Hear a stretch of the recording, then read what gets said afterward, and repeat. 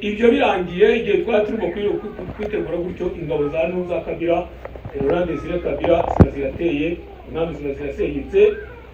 Wa mugambi twari turimo wo kugira ngo twitegure gutera u Rwanda ubu urapfuye, ubona tugeze mu mashyamba ya Kongo. Tugeze mu mashyamba ya Kongo ntabwo byacingiye aho ngaho, kuko umugambi n'ubundi warakomeje.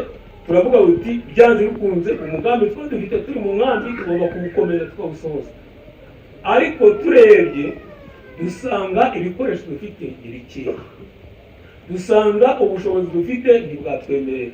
Noneho ubwo ni ukuvuga ngo rwa rubyiruko aho twageze aho ngaho mu mashyamba twarongeye turabakusanya, noneho bakomeza kwiga igisirikare.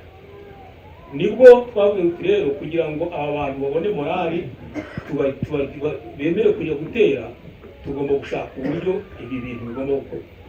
Turagenda dushaka umukongomanikazi w'umuhanuzi wari wizewe aho ngaho mu karere ka Masisi. Noneho turavuga uti uyu muntu tugere tumubwire azahanurira aba bantu, namara kubabwira ko igihugu ari icyacu, ko n'ibikoresho tuzabisanga mu Rwanda, abantu bariyumvamo ko imbaraga bahite gutera. Niko twabigenje, turagira turamuzana, araza arahanura, abwira abasirikare ati mwebwe uyu mwanya mujye gutera u Rwanda, Imana yabagabije kiriya gihugu, ibikoresho muzabisangayo, kandi nta gihe kinini muzamara muzahita mufata u Rwanda mwongere musubire ku butegetsi. Ubwo rero twarimo korosa wabyukaga, bahita ubwo morali iragaruka, twinjiye mu gicengezi 97. Ariko nk'uko nabivuze nyine, burya iyo umuntu adafite ajya nk'umurwayi. Tugeze mu gihugu bya bikoresho nyine kubera ubuke bwabyo 98 tuba turatsinze dusubira mu mashyamba ya Kongo. Ariko dusubiye mu mashyamba ya Kongo, kubera abari barokotse, ntabwo twagiye tuvuga ngo twatsinzwe, ahubwo kugira ngo twumvishe abantu ko atari ugutsindwa, ahubwo hari amakosa yakozwe. Twashatseho abahanuzi n'ubundi barahanura, dukoresha abahanuzi bacu, ariko dushaka n'abandi bakongomani. Babahanuzi bacu guhanura, tubabwira ko tugomba guhanura ko igituma twatsinzwe ari uko hari amakosa twakoze. Abantu bageze mu gihugu turiba, turasambana, turica, dukora ibyo Imana itategetse, niyo mpamvu kongi dutsinzwe. Ariko noneho Imana irimo kuvuga ko n'ubundi igihugu ntabwo yivuguruza, igihugu yarakiduhaye. Nimwongera gutera mukirinda biriya byose by'ubusinzi, by'ubujura, byo gufata abagore ku ngufu, byo gusambana, muzatsinda. Noneho kugira ngo ubwo buhanuzi bugire imbaraga, nicyo gituma twashatse n'abahanuzi bandi b'abakongomani tubavanga n'abacu. Noneho uwacu yahanura agahanura muri ubwo buryo, n'umukongomani nawe agahanura ibyo ngibyo. Noneho tukababwira tuti mureba se, nese Imana irabeshya, niba abacu barimo guhanura ibintu n'abakongomani bakaza ko ari byo bahanura, murumva atari Imana kuko yabuze. Abantu bumva ko nyine ko ari Imana. Nicyo gituma urugamba rwakomeje, na n'ubu ngubu niko gahunda imeze. N'ubu ngubu abo amagurupe y'abanyamasengesho aracyahari, kandi arimo abakongomani, arimo n'impunzi n'abanyarwanda. Kandi iyo bagiye guhanura, ni ukuvuga ngo bahanura abanyarwanda, hakazamo n'umukongomani nawe bagahanura ibyo bababwiye, ariko buri wese agahanura mu mwanya we, n'undi agahanura mu mwanya we, umwe ibyo ahanuye n'undi akaba ibyo ahanura, bakavuga bati koko n'Imana yavuze. Ntabwo byaciye aho ngaho, kuko nyine twagomba gushaka imbaraga cyane cyane muri abo bahutu b'abakongomani. Mu gushaka imbaraga twabegereye, turabwira uti urugamba ni urwacu twese. Murabona ko mu Rwanda nta jambo tuhafite, namwe muri Kongo murabona intambara y'abamayimayi aho yari begeze, nitudafatanya baratumara.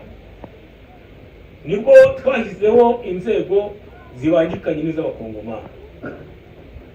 Ubwo ni ukuvuga ngo hari mu bakongomani hari notabilite, hakaba lokalite, hakaba na groupement. noneho hakaba hari n'abayobozi b'abakongomani bayobora izo nzego.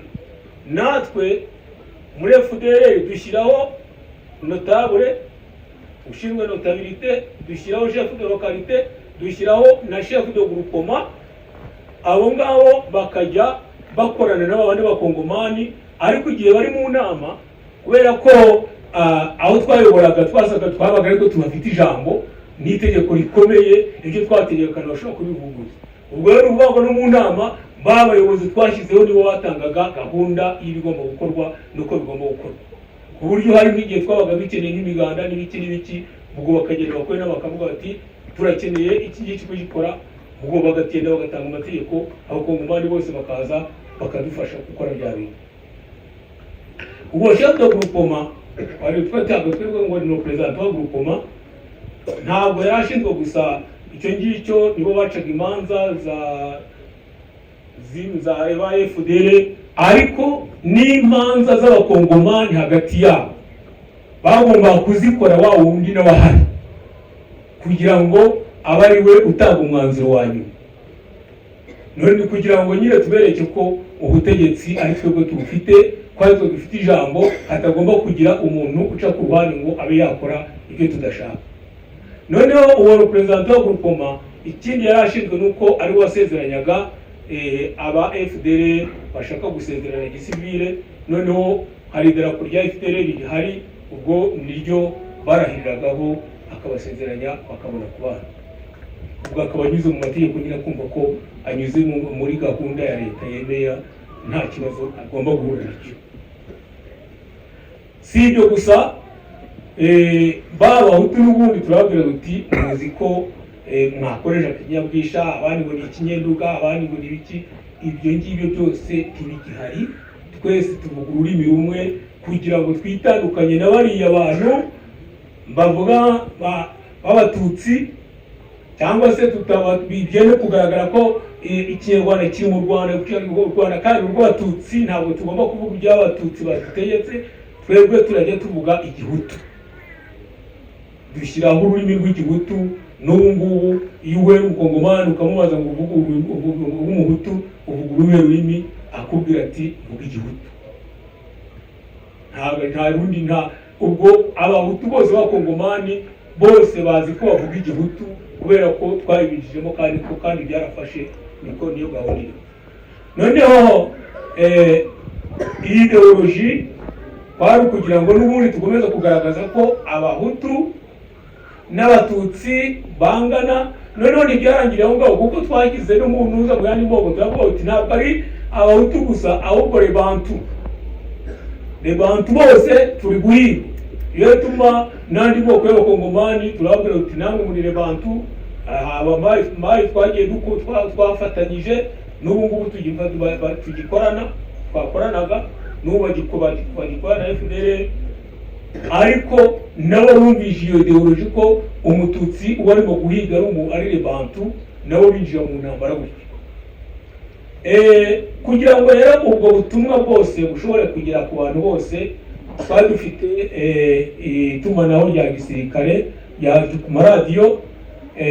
Hakaba hari umuntu wari ushinzwe kohereza izo mesaje. Noneho ubwo iyo twabaga dutegura ibigomba gukorwa, twabinyuza kuri ayo maradiyo tukabihereza wa mu ofisiye wa transmission. Noneho akohereza za mesaje mu mayinite yose, kugira ngo baze kugaragaza ko ibyo watanze byabashije gutambuka. Bakamwohereza bakamubwira bati bya bintu mwatubwiye, niba ari amasengesho agomba gukorwa, kwa kundi nyine turimo gutegura igikorwa runaka. Iyo igikorwa cyose cyategurwaga cyo gukorwa cya gisirikare, ari ibitero ari iki, bagomba kumanza gusenga. Noneho muri amasengesho nyine ubwo bakaba bateguye abantu bagomba guhanura, niba tugiye gutera ahantu n'aha, bagategura abantu bakavuga bati mugiye gutera ahantu n'aha, kandi Imana ivuze ko icyo gitero muragenda mukarwana kandi mugatsinda. Barangiza nyine bakavuga bati igikorwa twakirangije, twabahanuriye, tuhabwiye ko bagomba gutsinda, abasirikare morali ni yose. Nuko tugatera igitero nyine, bakajya gutera bafite morali, ariko ari nko kwiyahura nyine, kurumva ko nta bikoresho ntaki, ugasanga abantu barimo kugenda. Nibyo byabaye muri 2001 igihe bazaga mu Gicengezi, bavuga ngo ngo baje muri OS. Icyo gihe abantu benshi barafashwe, abandi baricwa, hasigaye abantu b'ingerere. Ariko twebwe tuhaguruka twari tuzi ko Imana yahanuye, yabivuze, ndetse na bimwe bajya gufatwa yari kumwe n'abantu bagenda bamubwira bati Imana yatanze igihugu, wowe uzaba chef d'état major iteka ryose w'igihugu. Nicyo gituma yahise yihuta mu gihugu nyine, abarafashwe, intambara isa nkaho icikiye aho ngaho. Niyo mpamvu ubwo butumwa nyine uko yabwoherezaga byagaragaza imbaraga ideology ifite.